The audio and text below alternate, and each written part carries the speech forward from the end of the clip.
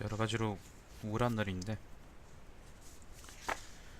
삼국지 위지. 오늘은 여포 장홍전입니다. 여포 장홍전. 당연히 여포하고 장홍의 이야기입니다. 자, 여포 이야기부터 있습니다.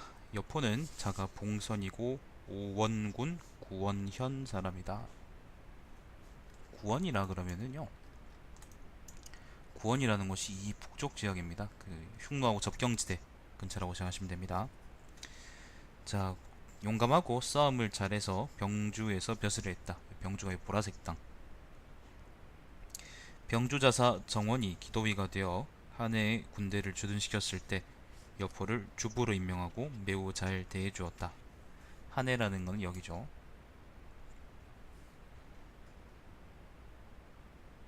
영재가 세상을 떠나자 정원은 군대를 이끌고 낙양으로 들어왔다. 정원은 하진관 꽤 함께 환관들을 모조리 주살하려고 모의해서 집금오에 임명되었다.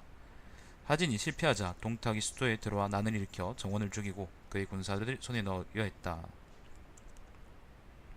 정원이라는 사람이 그냥 병주에 있다가 이제 아무 이유 없이 그냥 군대를 이끌고 들어온 게 아니고 집금오로 들어와서 이제 중앙관직에 들어와서 군대를 끌고 일을 조졌던 일을 그 거사를 일으키려고 했던 거군요. 그렇군요. 자, 동탁은 여포가 정원에게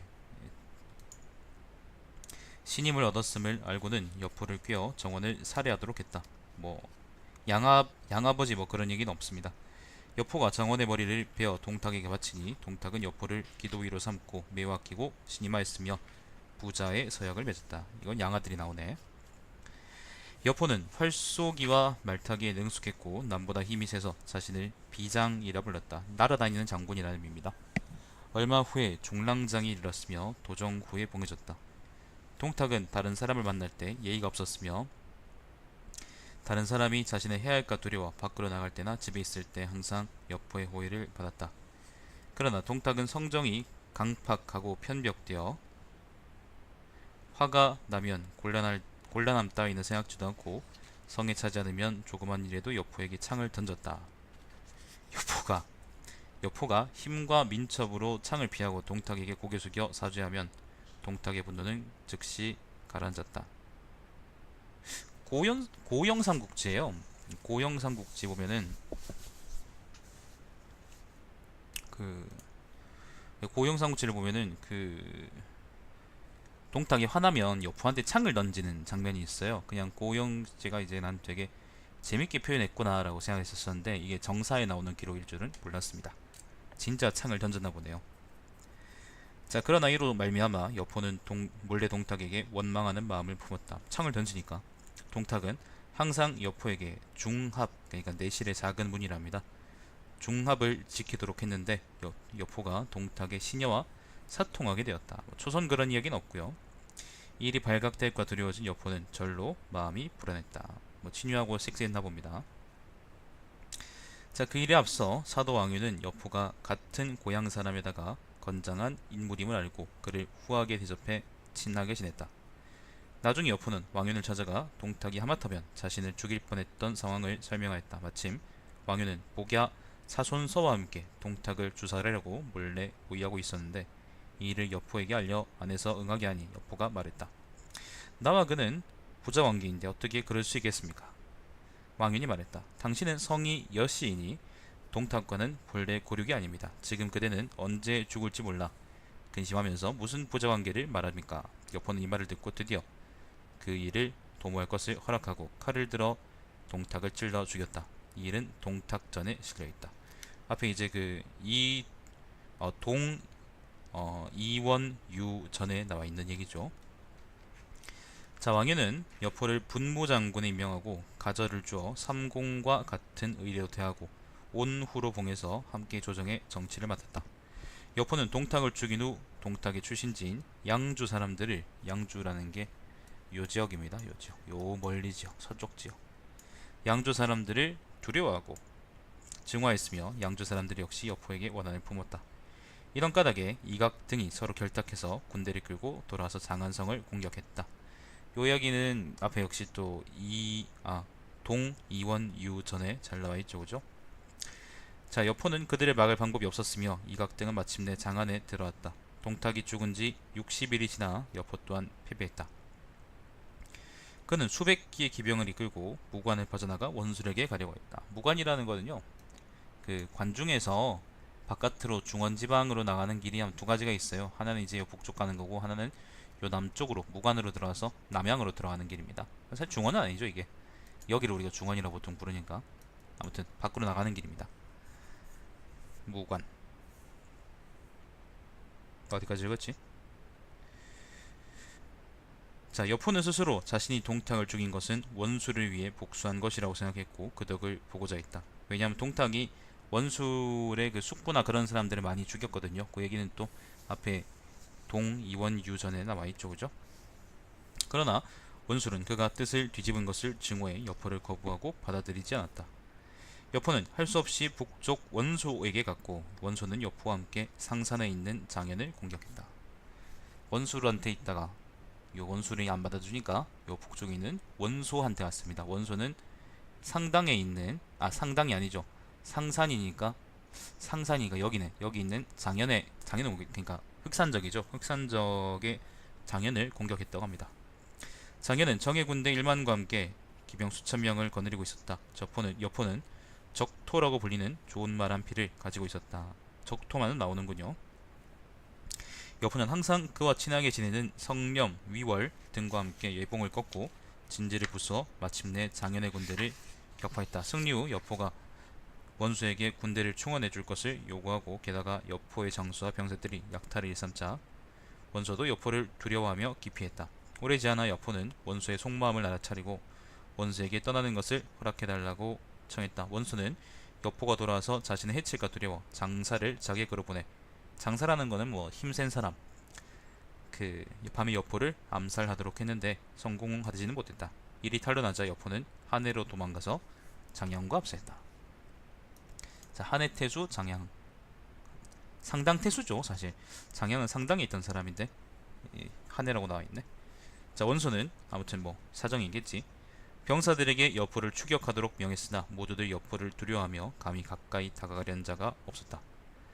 자, 장막은 자가 맹탁이고 이젠 장막이 나왔습니다. 동평군 수장현 사람이다. 어려서부터 의협 기질이 있어 이름을 날렸으며 가난한 사람을 도와주고 위급한 사람을 구할 때는 집안이 기울 정도로 재산을 아끼지 않았으므로 많은 선비들이 그에게 의탁했다. 조조와 원소도 모두 장막과 친구가 되었다. 장막은 공부에 초빙되었으며 뛰어난 능력이 있어 기도위에 임명되었고 진류태수로 임명되었다. 장막이 여기 진류태수라는 말이지. 동탁이 난을 일으키자 조조는 장막과 함께 먼저 의로운 군대를 일으켰다. 변수의 싸움에서 장막은 부하 위자에게 군대를 주어 조조를 수행하도록 했다. 원소가 맹주가 된 후에 교만하고 오만한 기색을 드러냈으므로 장막은 정론을 펴서 원소를 질책했다. 원소는 조조에게 장막을 죽이도록 했으나 조조는 듣지 않고 원소를 꾸짖으며 말했다. 맹탁은 장막이죠. 맹탁은 절친한 친구이니 옳든 그르든 간에 마땅히 받아들여야 합니다. 지금 천하가 아직 평정되지 않았는데 우리들끼리 서로 위험에 빠지게 해서는 안 된다. 사실 이렇게 조조가 얘기해줬는데 나중에 장막이 조조의 뒤통수를 친 걸 보면 참 세상 일은 알 수 없다는 생각이 듭니다. 장막은 이 일을 알고서 더욱 조조에게 은덕을 느꼈다. 조조는 독염을 토벌하러 갈 때 집안 사람들에게 알렸다. 그러니까 원래 이제 조조의 세력 기반은 연주입니다. 진류를 비롯해서 연주 지방인데 뭐예요? 독염이 자기 아버지를 죽였잖아요. 낭야에서 자기 아버지가 죽었잖아. 그래서 그것 때문에 아무튼 그걸 구실로 해서 이제 독염을 치러 갔는데 그때 얘기하는 겁니다. 그러니까 왜 그 여포한테 뒤통수 털리는 거 그 얘기하는 겁니다. 자, 조조가 얘기했다. 독염을 토벌하러 갈 때 집안 사람들에게 알렸다. 만일 내가 돌아오지 못한다면 맹탁에게 가서 의탁하라.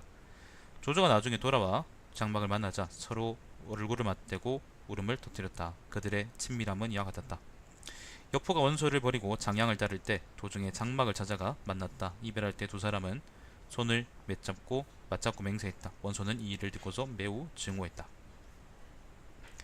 장막은 결국 조조가 원소를 위해서 자신을 공격할까 두려워서 마음이 줄곧 불안했다. 자, 왜냐하면 그때 조조는 사실 원소의 따까리 입장이었기 때문에 원소가 이제 그때는 굉장히 큰 세력이었고 그걸 이제 관도에 뒤지기 전까지는 조조는 사실 크게 원소에 대해서 뭐 바른 말 못하고 살았습니다. 아무튼 그런 이야기입니다.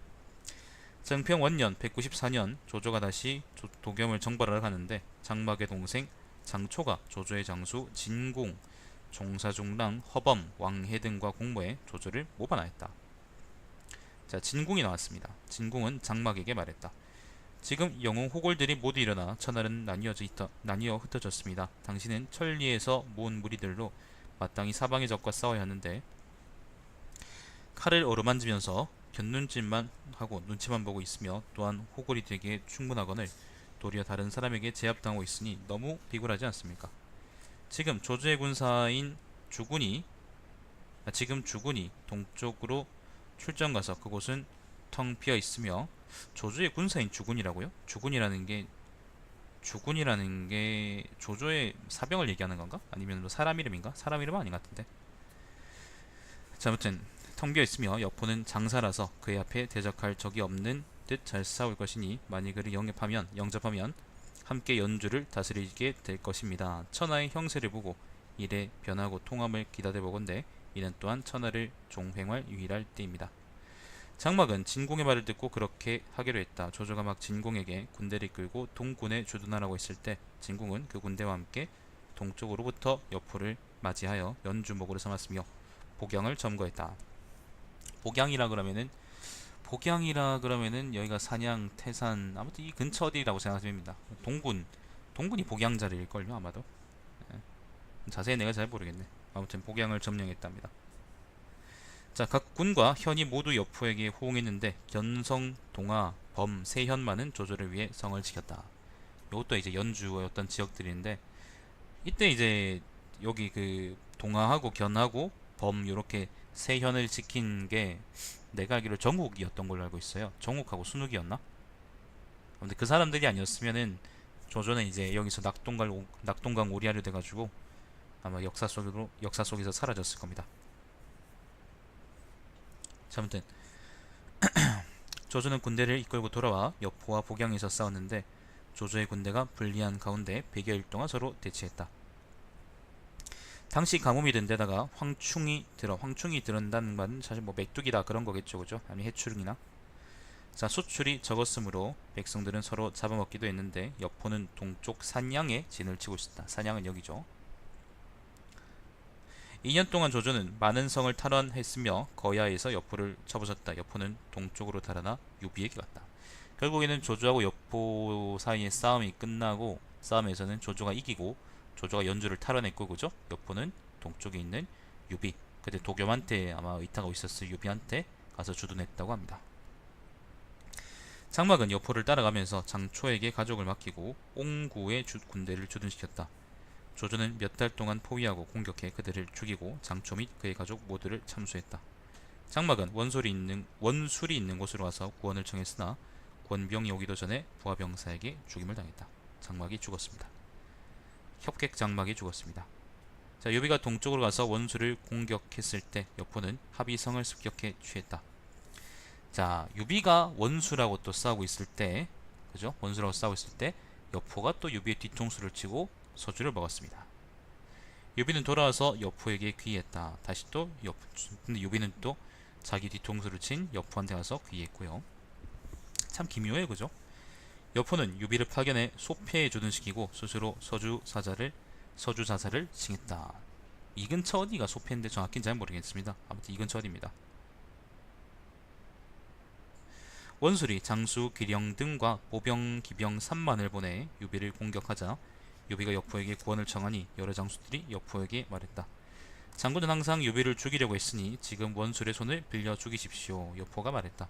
그렇게 할 수 없다. 만일 원술이 유비를 이긴다면 북으로 태산의 여러 장수들을 연합하게 될 것이고 그러면 나는 원술의 포위망에 들게 되므로 부득이 유비를 구해야 된다.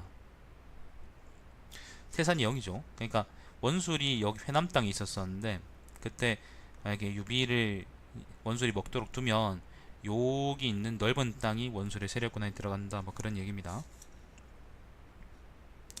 여포는 곧 완전 무장한 보병 1000명과 기병 200명을 데리고 군대가 유비가 있는 곳으로 달려갔다. 기령 등은 여포가 온다는 말을 듣고 군대를 모두 거두어들이고 다시는 공격하지 않았다. 여포는 소패에서 서남쪽으로 1리 떨어진 곳에 주둔했는데 1리 호위병을 보내 기령 등을 불렀고 기령 등도 여포를 초청해 함께 마시고 먹었다. 여포가 기령에게 말했다.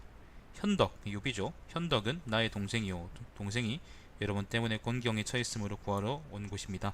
나는 성정이 싸우는 것을 좋아하지 않고 정말요? 다만 싸움 말리기를 좋아할 뿐입니다. 여포는 문지기에게 영문 한가운데 화극 하나를 세우라고 명령하고는 이렇게 말했다. 여러분은 내가 화극의 소자, 그러니까 중심, 소지입니다. 소지. 중심을 쏘는 것을 보시오. 한번 쏜 것이 중심에 맞으면 여러분은 마땅히 화해해서 돌아가고 맞지 않으면 남아서 싸워도 됩니다. 그러니까 아무튼 굉장히 비르름틸처럼 이제 굉장히 맞추기 어려운 걸 맞추겠다라고 얘기하는 겁니다. 여포가 활을 들어 화극에 쏘니 소지에 명중하였다. 장수들은 모두 놀라서 말했다. 장군께서는 정말로 하늘의 위용을 갖추고 있습니다. 다음날 다시 즐겁게 모여서 연회를 베푼 후에 각자 싸움을 그만두었다. 아무도 별로 서로 즐겁진 않을 겁니다. 원술은 여포와 교분을 맺어 구원군으로 삼고 싶어 하다가 곧 여포의 딸을 자기 아들과 맺어주려고 생각했다. 여포는 원술의 청혼을 수락했다. 원술은 사자 한윤을 파견해 황제를 참칭하면서 여포에게 혼사를 고하고는 며느리를 맞이할 것을 청하였다. 야, 그럼 이제 황제의 부모가 되는 거군요. 패국의 상 진규는 진규 이야기는 여러분 전에 한번 들었죠, 그죠? 저번에 이제 원술 이야기 할 때 한번 나왔었죠. 원술 친구라고. 여기 패국이 여기입니다. 자, 패국의 상 진규는 원술과 여포가 사돈을 맺으면 서주와 양주가 연합하게 되며 이것은 장차 국가의 재난이 되리라고 생각해서 여포에게 나아가 말했다. 조조는 천자를 받들어 영접하고 국가의 정사를 보좌하고 있으므로 위력이 세상에 떨치니 장차 천하를 정벌할 것입니다.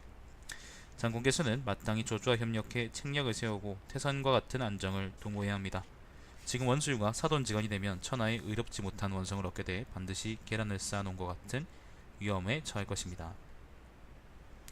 여포 또한 원술이 예전에 자기를 받아주지 않았던 것을 원망하여 이미 길을 떠난 딸이 되돌아오게 해서 혼약을 파기하고 한윤을 형틀에 채워 호송하며 허현의 저작거리에서 머리를 베어버렸다.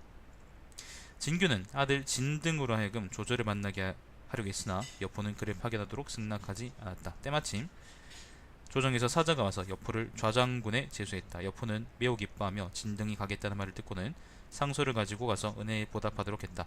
진등이 조조를 만나 여포는 용맹한 아치모가 없고 배반함과 따름을 가볍게 여김으로 일찌감치 제거하는 것이 마땅하다고 하니 조조가 말했다. 여포는 야심을 품은 이리 같으므로 진실로 오래 받들기는 어려울 것입니다. 그대가 아니라면 그의 정황을 살필 수가 없습니다. 즉시 진규에게 질중 2000석을 더하고 진등을 광릉태수로 임명했다. 서로 헤어질 때 조조는 진등의 손을 잡고 이렇게 말했다. 동방, 그러니까 서주죠. 동방의 일은 서로 다만 돕는 데 달렸습니다. 조조는 진등에게 은밀히 군대를 모아 내통하도록 간 것이다. 광릉은 여기입니다, 여러분. 본래 여포는 진등을 통하여 서주목이라는 지위를 요구했는데 임명되지 못했다. 진등이 돌아오자 그는 매우 화를 내고 화극을 뽑아 벨듯이 목에 들이대면서 말했다.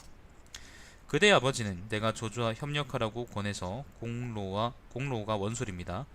원소와 원술과의 결혼을 파하도록 했으나 지금 내가 요구한 것 중에 한 가지도 얻은 것이 없다. 그런데도 그대 부자는 높은 집에 올랐으니 이는 그대가 나를 속였을 뿐이다. 그대가 나를 위해 조조 앞에서 한 말은 무엇입니까? 진등은 얼굴빛 하나 변하지 않은 채 천천히 여포를 일깨우며 말했다. 저는 조조를 만났을 때 여포 장군 대하기를 마치 호랑이를 기르듯 해야 합니다. 호랑이는 고개를 먹어 배가 불러야지 배부르지 않으면 사람을 물기 때문입니다. 라고 했습니다. 그러자 조조가 말하기를 그대가 말하는 것과 같지 않소. 비유하자면 매를 기르는 것과 같소. 굶주리면 솜씨를 발휘할 것이고 배부르면 날아가 버릴 것이다. 라고 했습니다. 여포는 곧 마음속에 분노가 가라앉았다. 호랑이라고 했으니까. 원술은 빡쳐서 한섬과 양봉 등과 세력을 합하고 대장 장원을 보내 여포를 공격했다. 한섬하고 양봉이 참 특이한 사람들인데 삼국지에 보면은 그냥 뭐 산적 연의에 보면은 그냥 산적 A 뭐 그런 식으로 나온 사람들이잖아요. 근데 저번에 그 동이원유전에서 봤던 것처럼 한섬하고 양봉은 그 헌제가 그 장안에서 탈출해서 그 낙양으로 돌아올 때 그 헌제를 이제 호위하고 그리고 모셨던 사람들이고, 그리고 그 뭐예요, 조조한테 헌제를 빼앗긴 이후에 이제 원술한테 와서 회남에 주둔했던 사람들인데 굉장히 이제 행적이 특이한 사람들인 거죠. 이 사람들에 대한 얘기가 자세히 나와 있지 않아서 이 사람들이 뭐 진짜로 무슨 의인인가 아니면은 뭐 협객인가 그런 거는 알 수 없지만은 아무튼 보통의 그냥 우리가 생각하는 뭐 산적이니 아니면 도적이니 그런 사람들하고는 좀 격이 다른 사람인 거는 맞는 것 같습니다. 그때는 이제 원술한테 있었죠. 자, 태장 장군을 보내 여포를 공격했다. 여포는 진규에게 말했다. 지금 원술의 군대가 쳐들어오는 것은 그대 때문이니 이를 어찌하면 좋겠습니까? 진규가 대답했다. 한성과 양봉 그리고 원술은 갑작스럽게 모은 군대일 뿐이며 평소에 계책과 모략을 만들어 두지도 않았으니 연합을 유지해 나가지 못할 것입니다. 그러니까 한섬하고 양봉하고 원술이 각각 전부 다 군웅이지, 예를 들면 한섬하고 양봉이 원술의 부하장수이거나 뭐 그런 얘기가 아니라는 겁니다. 제 아들 진등에게 책략이 있는데 비유하자면 닭이 한 군데 모이면 함께 둥지를 틀지 못하고 뿔뿔이 흩어지는 것과 같은 이치입니다. 여포는 진규의 계책을 받아들여 사람을 파견해 한성과 양봉을 설득하고는 자신과 힘을 합쳐 원술의 군대를 공격하자며 가지고 있던 군사물자를 모두 한성과 양봉에게 보내주었다. 한성과 양봉은 여포를 따랐고 장훈은 크게 패했다. 원술이 여포한테 졌습니다. 황제폐역에서 졌습니다. 자, 건한 3년 198년 여포는 다시 원술과 힘을 합쳐 모반했다. 고순을 파견해 소패에 있는 유비를 공격해 접으셨다. 모반했다는 말은 이제 조조의 동맹이었던 유비를 여포가 공격했기 때문에 아마 그런 식으로 쓴 거겠죠. 뭐 한나라 조정이 모반했다고 표현하겠습니까, 그죠? 자, 여포가 원수라고 같이 소패에 주둔하고 있던 그 어디에요, 유비를 조졌다고 합니다. 조조는 하우돈을 보내 유비를 구하도록 했으나 고순에게 패했다. 조조는 직접 여포를 정벌하러 가서 여포의 성 아래에 이르렀다. 여포에게 편지를 보내 싸움과 항복의 이로움과 해로움을 설명해 주었다.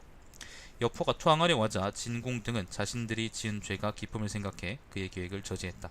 진공이 조조한테서 원래 반란 일으킨 사람이니까요. 여포가 사람을 파견해 원술에게 구원을 요청하니 원술은 스스로 기병 1200명을 이끌고 전쟁에 나섰다. 하지만 곧 패해서 달아나서는 돌아가 성을 지키고 감히 나와서 싸우려 하지 않았으므로 원술 역시 여포를 구원할 수 없었다.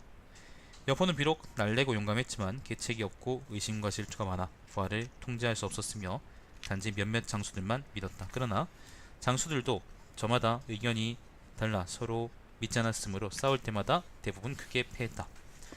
조조가 참호를 파고 포위한 지 석 달 만에 여포 진영의 상하 간에 마음이 벌어져서 장수 후성, 송헌, 위속 등은 진공을 묻고 그의 부하들을 이끌고 나서 조조에게 투항했다.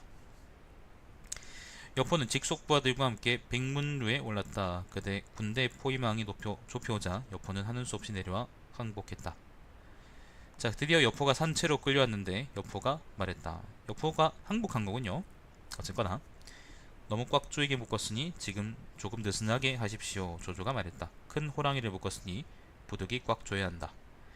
여포가 정했다. 명공께서 근심거리로 여기던 것 중에서 나 여포보다 더 지나친 것은 없었습니다. 이제 내가 항복했으니 천하의 근심거리가 될 만한 것이 없습니다. 명공이 보병을 거느리고 나 여포로 하여금 기병을 거느리게 한다면 천하를 쉽게 평정할 수 있을 것입니다. 조조는 의심하는 기색이 있었다. 그러니까 좀 망설였다는 말이죠. 유비가 앞으로 나와서 말했다. 명공께서는 여포가 정건양과 정원이죠. 동태사를 섬기는 것을 보지 않았습니까? 정권과 동탁. 이 말을 듣고 조조는 고개를 끄덕였다. 여포는 유비에게 손가락질하며 말했다. 이놈은 가장 믿지 못할 놈이로구나. 여포는 결국 여포를 목 매달아 죽였다. 여포와 진공, 고순 등의 목은 허현까지 옮겨졌다가 나중에 매장되었다. 조조가 진공을 사로잡았을 때 진공에게 그의 노모와 딸을 살려줄지 죽일지를 물으니 진공이 대답했다. 제가 듣건대 천하를 효로서 다스리는 사람은 다른 사람의 피부치를 끊지 않으며 천하에 인을 베푸는 사람은 다른 사람의 제사를 끊지 않는다고 합니다. 제 노모가 살고 죽는 것은 명공께 달려있지 제 뜻에 달려있지 않습니다.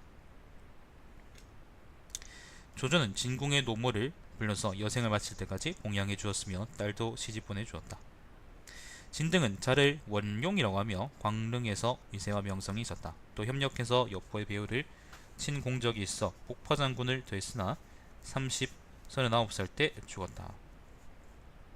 진등이 39살 때 죽었군요. 그 연희에서 왜 뭐야 디스토마에 걸렸다고 이제 화타한테 치료받는 얘기가 나오는데 아마 그 진등이 이 진등이지 싶은데 뭐 여튼 예. 후에 허범과 유비가 형주목 유표의 식객이 되었는데 유표가 유비와 천하의 인재에 대해서 논할 때 허범이 말했다. 진월룡은 진등이죠. 진등은 호해지사이지만 거들먹거리는 것을 미처 버리지 못했습니다. 호해지사라는 것은 호탕한 기운이 넘치는 사람이라는 의미입니다. 자, 유비가 유표에게 물었다. 허군, 허범의 견의는 옳은 것입니까? 그른 것입니까? 유표가 대답했다. 그러다고 말하고 싶지만 이 사람은 뛰어난 선비니 마땅히 허튼 소리는 하지 않을 것입니다. 옳다고 말하고 싶지만 그러면 월룡의 이름이 천하보다 무거울 것입니다. 진등이 굉장히 명망이 높았나 보네요. 유비가 허범에게 물었다. 당신은 그에게 거들먹거린다고 했는데 정녕 그럴 만한 이유가 있습니까? 허범이 말했다. 예진이 나는 전란을 만나 합의성을 지나다가 월룡을 만났습니다. 월룡은 손님을 대하는 주인의 예의가 없어 오랫동안 나에게 말도 걸지 않았고 혼자 큰 침상에 누운 채 손님이 나로 하여금 침상 아래 누워있게 했습니다. 유비가 말했다. 당신은 국사, 그러니까 뛰어난 사람이라는 의미입니다. 국사라는 명성이 있으나 지금 천하는 크게 혼란스럽고 천자는 거처할 장소를 잃어버렸습니다. 이런 때 당신은 집안일은 잊고 국사를 근심하며 세상을 구하려는 뜻을 품기를 바랍니다마는 그대는 밭을 구하고 집이나 찾을 뿐입니다. 그대 말에 받아들일 만한 점이 없으니 이는 원룡이 꺼리는 바이니 무엇 때문에 당신과 더불어 말하겠습니까? 만일 저였다면 백청 높이의 누각에 누워 당신으로 하여금 땅 위에 누워있게 했을 것이니 어찌 침상 위와 침상 밑의 자리뿐이겠습니까? 거리뿐이겠습니까? 그러니까 허범은 속빈 강정이다 뭐 그런 얘기를 유비가 하고 싶은 얘기인 겁니다. 그 말을 듣고 유표가 크게 웃었다. 유비가 그 때문에 말했다. 원룡처럼 문무를 겸비하고 담력과 옹지를 갖춘 인물은 마땅히 옛 시대에나 찾을 수 있을 뿐이니 금세 그와 비견한 인물을 찾기는 어려울 것입니다. 까지가 여포 이야기입니다. 그렇다고 합니다. 네, 그렇다고 합니다. 그 방천화극 방천화극을 에다 그 뭐예요 활손 이야기가 진짜였군요. 나는 그냥 연희의 창작인 줄 알았는데 진짜였다니. 활을 잘 쏘긴 잘 쏜나봐요.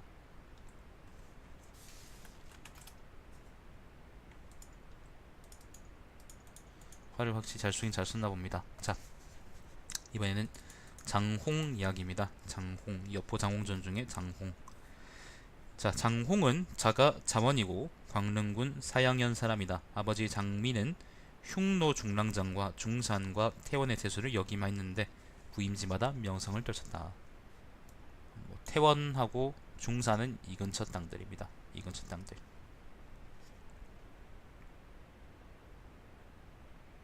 장홍은 체격과 용모가 위풍당당하고 다른 사람들과 다른 점이 있어 효렴으로 추천되어 낭이 되었다.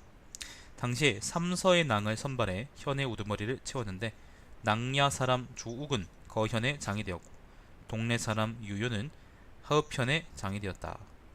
동해 사람 왕랑은 치구현의 장이 되었고 장홍은 즉구현의 장이 되었다. 영제 말년에 장홍은 관직을 버리고 집으로 돌아왔는데 광릉태수 장초가 그를 불러 공조로 삼았다.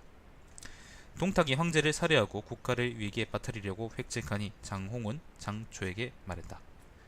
명공은 대대로 천자의 은혜를 입었고 형제들도 큰 군을 다스립니다. 현재 왕실은 위기에 처했는데 적신은 아직 제거되지 않았으니 이는 진실로 천하에서 정의롭고 열렬한 선비들이 목숨을 바쳐 황은에 보답해야 할 시기입니다. 지금 군의 경계가 아직 온전하고 관리와 백성들도 풍족하니 만일 큰 북을 올려 병사를 모으면 2만 명은 소집할 수 있습니다. 이들을 이용해 국가의 적을 조살하고 천하를 위해 바른 행동을 선도한다면 이는 정의 가운데서 가장 위대한 것입니다. 장초는 그의 말을 옳다고 여겨 장홍과 함께 서쪽으로 향하여 진유에 도착했다. 자, 진유에 왔습니다. 원래 광릉대수라 그랬죠? 장초가. 예, 광릉은 여기입니다, 여러분. 자, 아무튼 광릉에서 진유로 왔습니다. 형 장막을 만나. 장초가 장막 동생 그 사람이군요. 예, 장막을 만나 문제를 상의했다. 장막 또한 평소에 이런 생각을 하고 있었으므로 두 사람은 산조에서 만났는데 장막이 장초에게 말했다. 아우가 군수의 직책을 수행할 때 정치, 교화, 형벌, 은덕 등이 아우 자신에게서 나오는 것이 아니고 장홍을 임용하였기 때문이라고 들었는데 장홍은 어떤 사람입니까? 장초가 대답했다. 장홍의 재능과 지략이 저보다 몇 배나 뛰어나므로 저는 그를 매우 소중히 여깁니다. 그는 천하에 뛰어난 인물입니다. 장박은 즉시 장홍을 불러 만나 대화를 나눠보고는 매우 특별하다고 여겼다. 그래서 그를 연주자사 유대와 예주자사 공서에게 소개하니, 공주 아닌가요? 공서인가? 아무튼 모두 장홍과 친하게 지냈다. 곧이어 제단을 쌓고 바야흐로 함께 맹서하려는데 여러 주군의 자사와 태수가 서로 양보하며 아무도 맹주의 역할을 감당하려고 하지 않았다. 모두들 장홍을 추천했으므로 장홍은 곧 제단에 올라 쟁반에 부어놓은 피를 마시며 맹세했다. 한나라 왕실은 불행하게도 황실의 기강이 법통을 잃었으며 역적 같은 신하 동탁이 이 기회를 틈타 국가를 어지럽혀 그 화가 제왕에까지 미쳤고 잔혹함은 백성에게까지 흘렸으니 국가가 파괴되고 천하가 전복될까 크게 두렵습니다. 연주자사 유대, 예주자사 공주, 진류태수 장막, 동군태수 교무, 광릉태수 장초 등은 의로운 군대를 규합해 모두 국가의 어려움을 구할 것입니다. 무릇 우리는 함께 맹세하고 마음을 일치시켜 협력함으로써 신하로서 충성과 절개를 바칠 것이며 목을 베일지라도 절대로 두 마음을 품지 않을 것입니다. 이 맹약을 어기는 사람이 있으면 그의 목숨을 빼앗고 자손도 모두 없애겠습니다. 하늘의 신과 땅의 신이여, 황실과 선조의 신령이여, 모두 함께 이들을 살펴주십시오. 장홍의 말에는 격정의 기운이 흘렀고 눈물이 좌우로 흘러내렸다. 그의 말을 들은 자라면 비록 일개 병졸이나 잡부라고 할지라도 감정이 격양되지 않은 자가 없었으며 모두들 목숨을 바치려고 맹생각했다. 그러나 오래지 않아 모든 군대는 솔선하여 전진하지 못했고 식량이 다 떨어져 모두들 해산했다. 아마 이게 18로 지어온 이야기겠죠, 그죠? 장초는 장홍을 대삼아 연왕 유우가 있는 곳으로 파견해 유우를 천자에 옹립하는 일을 모의했으나 공손찬의 병란을 만나 하간에 이르러 유주와 기주의 군대를 만나 교전하게 되었으므로 사명을 완수할 수 없었다. 유우를 이제 황제로 옹립하려고 했던 건 원소가 그러려고 했던 건데 아마 장막하고 장초도 여기 연관되어 있는 모양이죠. 자, 그러나 원소는 장홍을 만나자 또 그를 매우 중시하고 그와 우호관계를 맺었다.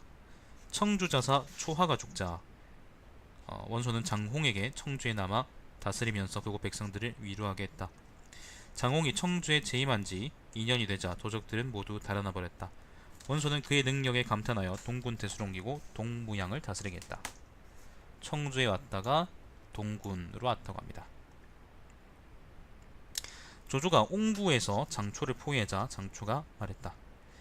오직 장홍을 믿을 뿐이니 그가 분명 와서 나를 구해줄 것이다. 많은 사람들이 원소와 조조는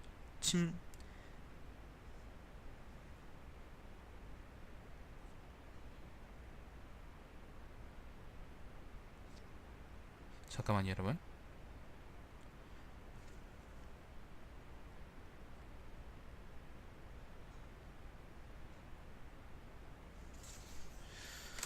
네. 많은 사람들이 원수와 조조는 마침 화목한 관계가 되었고 장홍은 원수에게 의하여 중흥되었으니 분명 그간의 교회 관계를 버리고 화를 초래하면서까지 먼 곳에서부터 오지는 않을 것이라고 생각하자 장초가 말했다. 그러니까 그때 장초가 옹구에서 그 조조한테 포위된 거는 그 조조가 서주를 치러 갔을 때 장막하고 여포가 함께 조조의 뒤통수를 때렸고 결국에는 근데 조조가 여포한테 이겨서 여포는 서주로 쫓겨나고 장막하고 여포는 쫓겨나고 그 누구예요? 장막의 동생 여포 장초만이 여기 어디 있는 뭐 옹구라는 곳에 주둔해가지고 조조하고 싸우고 있었었는데 그 그때 이제 그 동군 대수가 있다 그랬잖아요. 동군 대수에 이제 그때 장초가 있다, 그러니까 장홍이 있다 그랬잖아요. 장초가 이제 장홍을 신뢰하면서 이제 장홍이 자기를 구원해 줄 것이라고 생각했는데, 근데 그때 조조하고 원소는 서로 이제 친한 사이였기 때문에 시잔 사이였고, 장홍은 그때 원소의 임명으로 사실상 이제 그 원소의 부하로서 사실상 그 동군 대술에 있었던 거기 때문에 아마도 장홍이 장초를 구원하지 않으리라고 사람들이 생각했다. 뭐 그런 내용입니다. 좀 복잡하지만 이해하실 수 있을 겁니다. 자, 근본을 배반하지 자원은 장홍이죠. 장홍은 천하의 정의로운 선비임으로 끝까지 근본을 배반하지 않겠지만 단지 원소가 금하여 이곳에 도달하지 못할까 두려워뿐이다. 장초의 소식을 들은 장홍은 과연 맨발로 뛰쳐나와 통곡했고 군대를 통솔하고 원소에 가서 병마를 재차 요청하며 몸소 장초를 구하러 가길 원했지만 원소는 끝까지 허락하지 않았다. 장초는 결국 멸족당했다. 이를 계기로 장홍은 원소에게 원한을 품게 됐으며 우호관계를 끊고 서로 왕래하지 않았다.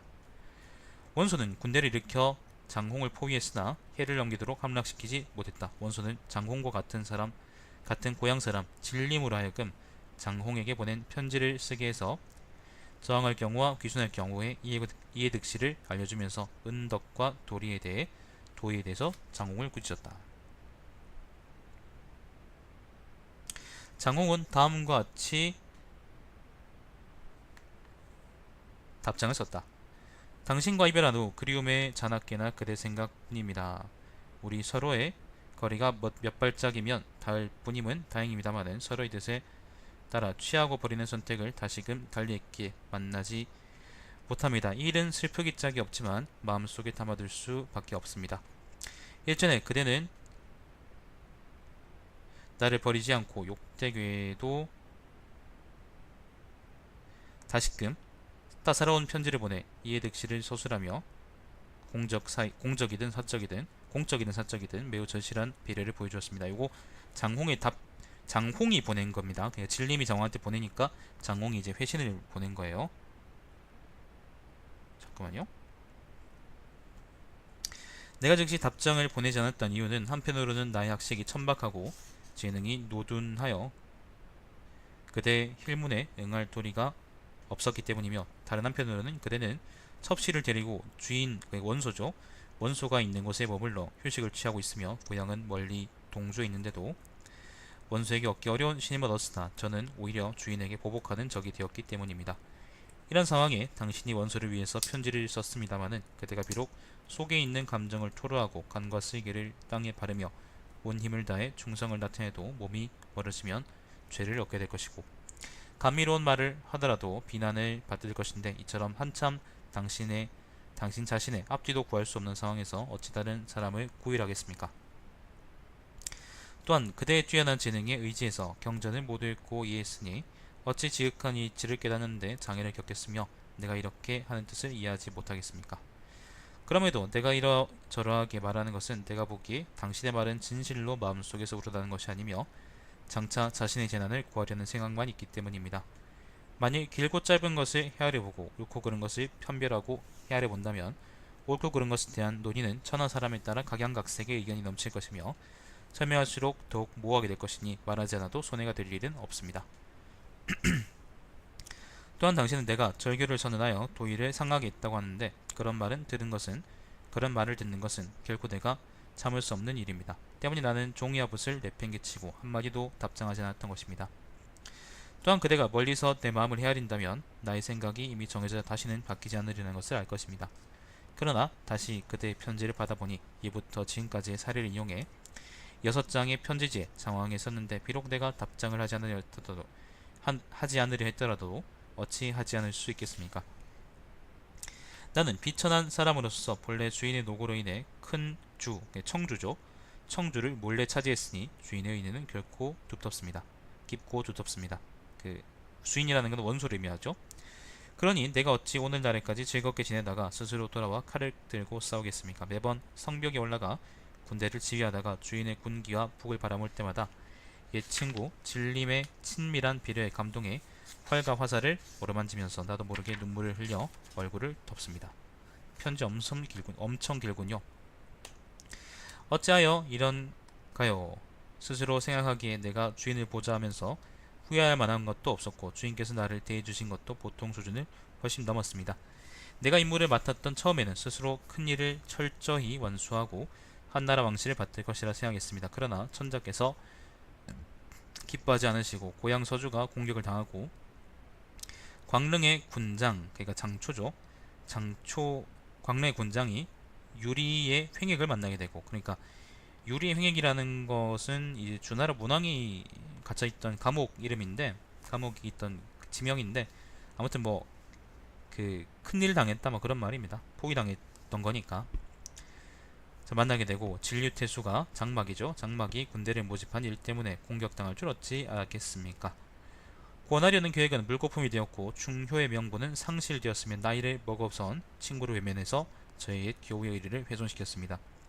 이 두 방면의 원인을 헤아린다면 그것은 어찌할 수 없는 상황 아래 있던 것이니 충효의 명분을 상실하는 것과 사귀는 것 아래에서 도리를 훼손하는 것은 그 가볍고 무거운 정도가 다른 길이며 친하고 소원한 것도 확연히 다르기 때문에 눈물을 거두고 주인과 절교를 선회했던 것입니다.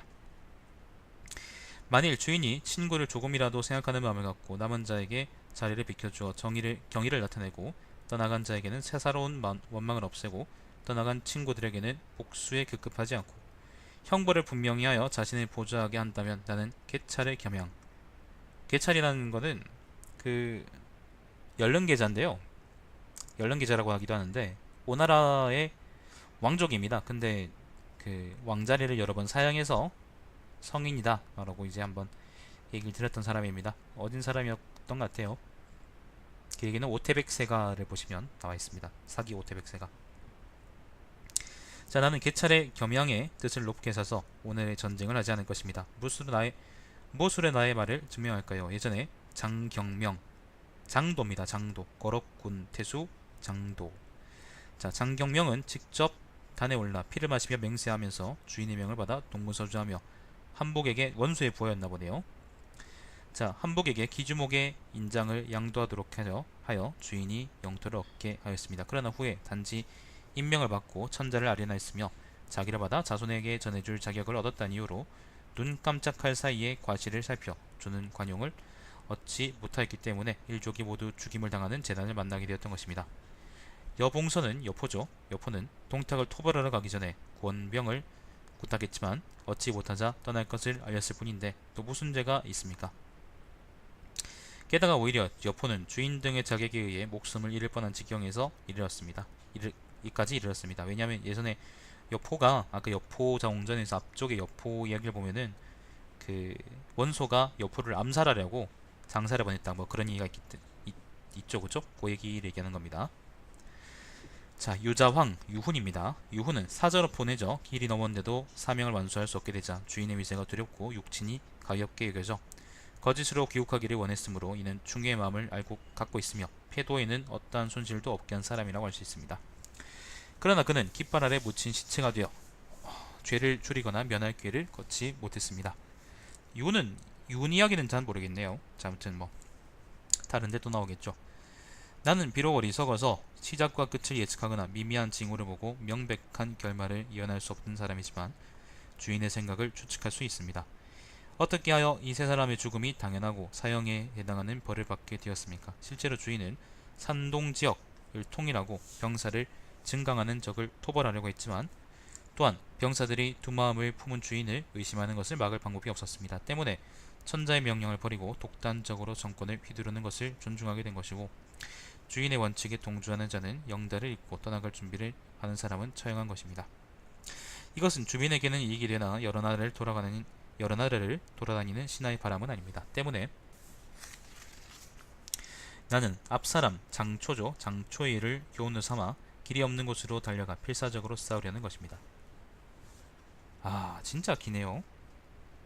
나 긴 편지 별로 하는 줄 아는데.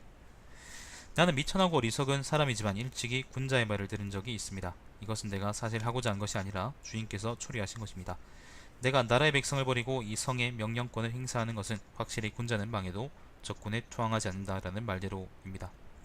이 때문에 나는 주인께 죄를 짓게 되어 석 달 이상 포위되어 공격받았습니다. 그런데 그대가 이 이치를 끌어들여 나에게 경고하고 있지만 말은 같아도 내용에는 차이가 있으며 군자가 화어복을 대하는 태도가 아니지 않습니까?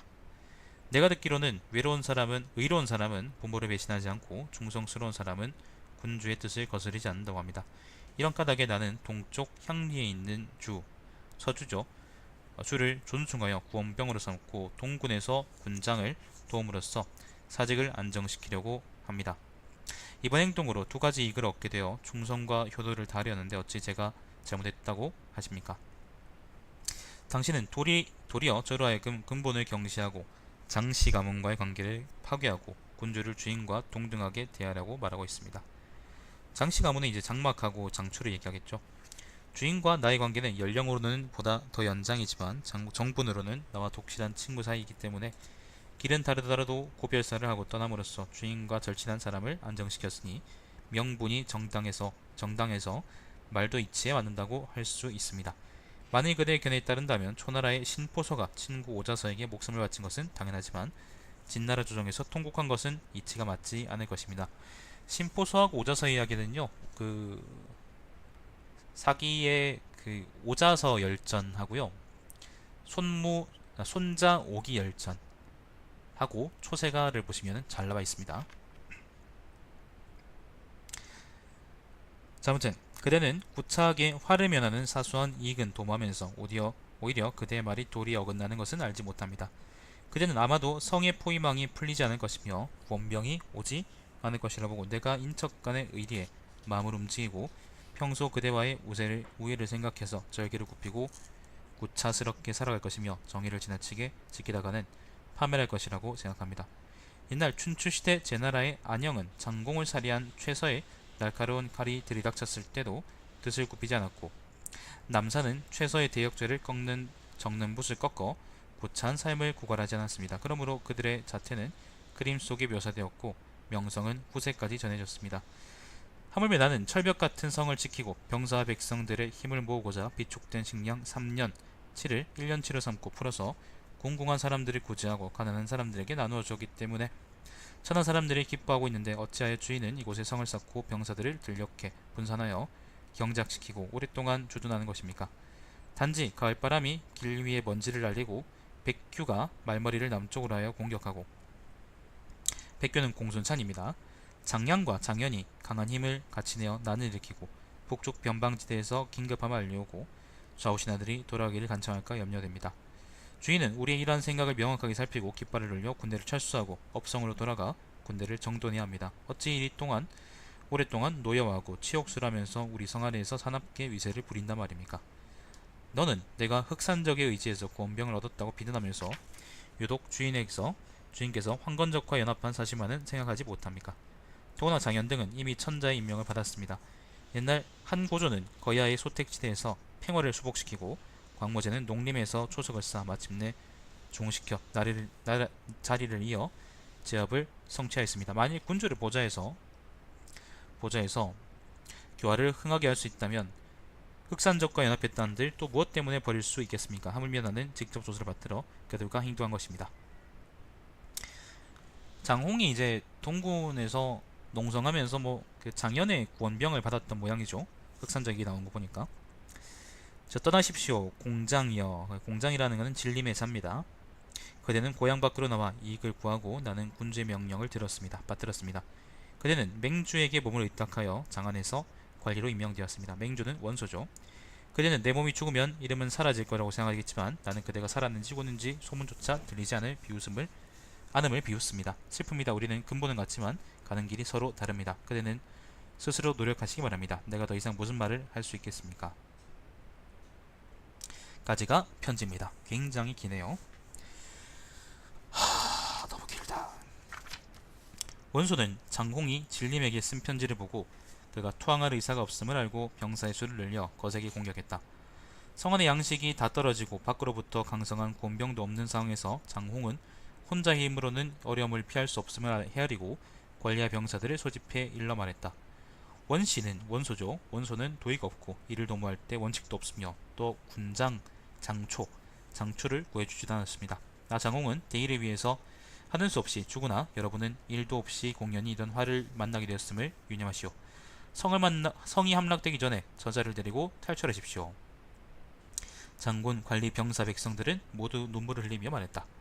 명공께서는 원수와 본래 원한이 없었으며 지금은 우리 군수와의 인연 때문에 스스로 이런 파멸과 공공이 이르렀는데 저희가 어떻게 차마 명공을 버리고 떠날 수 있겠습니까? 뭐야 이거? 처음에는 모두들 쥐를 잡고 죽순을 삶아서 먹었으나 나중에는 더 이상 먹을 게 없었다. 주부가 내주를 열어, 내주라는 거는 뭐 그 성 안에 이제 뭐 창고 같은 거겠죠 뭐. 자, 쌀 서마를 꺼내와서 절반을 나누어 죽을 끓이고 장홍에게 조금씩 먹이려 하니 장홍이 탄식하며 말했다. 이것을 나 혼자 먹으면 어찌하는가. 장홍은 주부에게 죽을 끓이게 하고는 모두에게 나눠 먹이고 그의 애첩을 죽여 장사들을 먹였다. 장사들은 모두 눈물을 흘리며 얼굴을 쳐들고 바라볼 수 없었다. 결국 남녀 모두 7천에서 8천여 명이 서로 베고 죽였으며 성을 떠나거나 배반한 자가 한 사람도 없었다. 성이 함락되자 장홍은 원소는 장홍을 사로잡았다. 결국에는 그 동군의 성 안에 있는 사람들이 결국에는 몰살당했다 뭐 그런 얘기네. 결국에는 스스로 몰살했다. 스스로를. 예. 자, 성이 함락되자 원소는 장홍을 사로잡았다. 원소는 본래 장홍을 좋아했으므로 휘장을 성대하게 쳐놓고 여러 장수들을 대대적으로 소집해 장홍을 만나 말했다. 장홍, 너는 어찌하여 이처럼 나를 배반하는가? 지금 항복하는 것이 어떤가? 장홍은 땅에 기댄 채 눈을 부릅뜨고 말했다. 원시 가문은 모두 한왕조를 섬겨 4대에 걸쳐 내려오면서 상공을 5이나 배출했으니 은혜를 받았다고 할 수 있다. 즉 왕실이 쇠약해졌는데도 너는 왕실을 도우려는 뜻은 없고 이 기회를 이용해서 분수에 맞지 않는 망상을 이루려고 이를 꾸며 충성스러운 신하와 어진 장수를 대부분 죽이고 간사한 위신을 세우려고 한다. 나는 네가 장진류를 불러, 얘가 장막이죠. 형장으로 삼는 것을 직접 보았는데, 형장이라는 것은 이제 장막을 형님으로 삼았다 그런 말이죠. 친구였다 그랬으니까. 자, 그렇다면 나의 죽은 장초도 마땅히 네 아우가 되어야 한다. 우리가 함께 힘을 합쳐 국가를 위해서 해악을 제거해야 하는데 어찌 병력을 이끌고 다른 사람이 살해되고 멸하는 것을 보고만 있을 수 있는가? 내 이미 약해 칼을 빼들고 천하 사람들을 위해서 원수를 갚지 못하는 것을 애석해야 할 따름이거늘 무슨 항복이란 말인가? 자, 원수는 본래 장홍을 아꼈으므로 그를 불복시켜 사면하려고 생각했으나 장홍의 말이 굳세어 끝까지 자기에게 등용될 수 없음을 알고는 죽였다. 장홍과 같은 고향 사람 진용은 젊은 시절 서생이었는데 장홍을 산보해서 그를 따라서 동군의 승에 부임했다. 성이 함락되기 전에 장홍은 그를 성 밖으로 내보냈다. 원수가 함께한 길을 명령하였으나 진용은 장홍이 죽음을 당하는 것을 보고는 일어나 원수에게 말했다. 장군은 큰일을 일으켜 천하를 위해서 포악한 사람을 제거하려 한다면서 오히려 충성스럽고 정의로운 사람을 먼저 죽이니 어찌 하늘의 뜻에 부합하겠습니까? 장홍이 군사를 일으킨 것은 군장 장초를 위한 것인데 어째서 그를 죽이는 것입니까? 원소는 부끄러워서 좌우 사람들에게 진용을 밖으로 끌고 나가게 했다. 그리고 그에게 말했다. 너는 장홍의 동료가 아닌데 헛되이 죽으려 합니까? 진용이 돌아오며 말했다. 무릇 어질고 의료움이 어찌 한결같으리오마는 그것을 실천하면 군자가 되고 그것을 배반하면 수원이 되는 것입니다. 오늘 차라리 장홍과 같은 날에 죽는 것이 장군과 더불어 같은 날에 사는 이보다 낫다고 생각합니다. 진용 역시 죽었다. 죽임을 당했다. 원수와 함께 앉아있던 사람들 가운데 탄식하지 않는 사람이 없었으며 몰래 서로에게 이렇게 말했다. 어찌하여 하루아침에 충성스러운 선비를 둘씩이나 죽이나. 이런 일이 있기 전에 장홍은 사마 2명을 밖으로 보내 여포에게 구원을 청했는데 그들이 돌아왔을 때 성은 이미 함락되어 2사람도 적신에 뛰어들어 죽음을 맞이했다. 까지가 여포 장홍전입니다. 평활. 여포는 사나운 호랑이 같이 용맹스러웠으나 뛰어난 재능과 훌륭한 모략이 없었고 천박하고 교활해 말을 뒤집기를 잘하며 오직 이익만을 보고 이를 도모했다. 예로부터 지금까지 이렇게 처신하다가 멸망에 이르지 않은 사람은 없었다. 옛날 한나라 광무제는 방맹에게 기만당했으며 가까이로는 위나라의 조조도 장막에게 화를 입었다. 뒤통수 맞다 그런 말입니다. 자, 인재를 알아보는 것은 지혜로운 사람이라야 가능하며 비록 황제라도 행하기 어렵다는 말이 정녕 옳다. 진등과 장홍은 모두 영웅의 기계와 장사의 절개가 있었으나 진등은 젊은 나이에 세상을 떠나 공적을 이루지 못했고, 장홍은 약소한 군대로 강대한 적과 맞서 원대한 뜻을 세우지 못했으니 애석하다.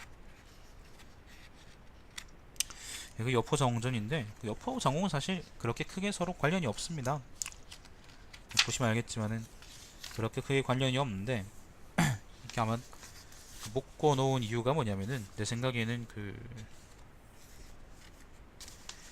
여포는 그, 그 시대에 가장 의리 없는 새끼였고, 장홍은 그 시대에 가장 의리 있는 사람이었기 때문에 아마 그 둘을 이제 대조하면서 보여주려고 묶어놓은 것 같은데, 좀 무리수가 아닐까 생각이 드네요. 그걸 묶어놓은 게.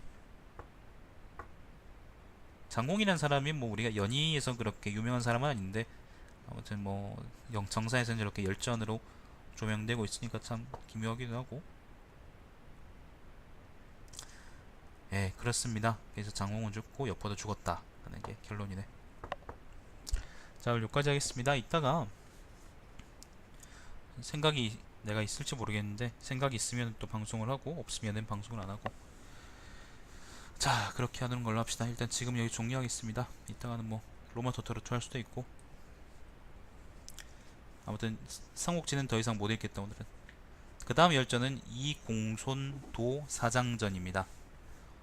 공손씨 둘, 그 다음에 도씨 하나,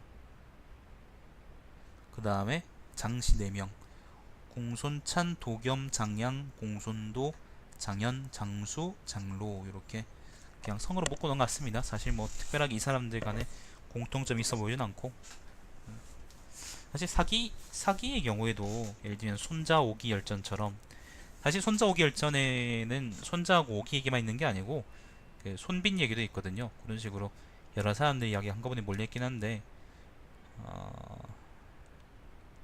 좀 사기도 좀 조금 난잡하다고 느꼈어요. 그렇게 묶어 놓는 게 따로따로 차라리 열전을 만들면 좋지 않을까 싶은데, 삼국지는 그 열전 나누는 기준이 좀 더 사기보다 오히려 더 좀 많이 난잡하지 않나 그런 생각이 드네요. 예를 들면 뭐 동, 이원, 유전 좀 난잡하잖아, 그죠? 차라리 그냥 동탁 열전 만들고 원소 열전, 원술 열전 따로 만들고, 그 다음에 육표 열전 따로 만들고 그랬으면 좋지 않았을까 생각이 듭니다. 자, 이걸로 종료하겠습니다. 시청해주신 여러분 감사드립니다. 제 방송은 유튜브의 달마시안TV에서 다시 보실 수 있습니다.